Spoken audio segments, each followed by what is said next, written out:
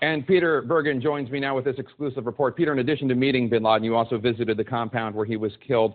Tell us this third SEAL's account. The third SEAL's account is actually very close to what Mark Owen told 60 Minutes.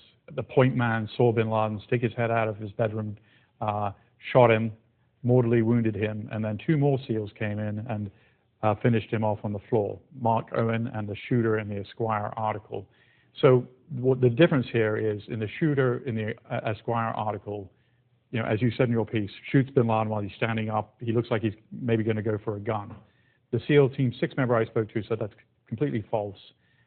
Bin Laden couldn't have reached for a gun because his guns were somewhere else, which they only found later. That bin Laden was not shot by this guy in the Esquire article in the way that is described. Now, Jake, of course, this all happened at night. They're all wearing night vision goggles. There's no electricity in the building or the neighborhood.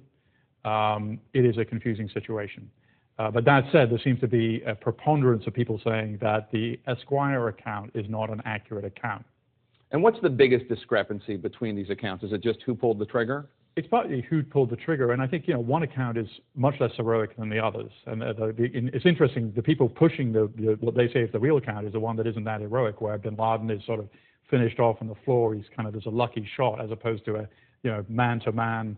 I'm standing up, I see you, you're about to reach for the gun, right? Yeah, and so that's the difference. And also there's a difference of opinion about which of the SEALs, you know, was really responsible. Now the point man, everybody says in a million years he's not going to go public. I don't know his name. You know, the shooter, we only know a pseudonym. So a lot of this is hidden behind, you know, kind of secrecy. But that said, you know, we're getting a better account with every account in some senses about what really happened that night. We're never going to get to 100%. The building is demolished where this happened. You can't do forensic evidence. But nonetheless, I think that the person I spoke to and other people that I've spoken to suggest that the Esquire article was off. And lastly, none of these guys are supposed to be talking to anybody. Right. What's going on? Well, the guy I spoke to in SEAL Team 6 said there's, you know, serious lockdown on this issue. And of course, many of them signed non-disclosure agreements, and they belong to a unit that actually is supposedly covert and is in many ways. So what's going on? You know, this is a huge event. I mean, somebody said to me who was in SEAL Team 6, this is, you know, people had a Neil Armstrong moment. Right. And it's hard to process that. How do you deal with that? Some people deal with it by saying nothing, others by saying something which may turn out to be inaccurate. All right, Peter Bergen.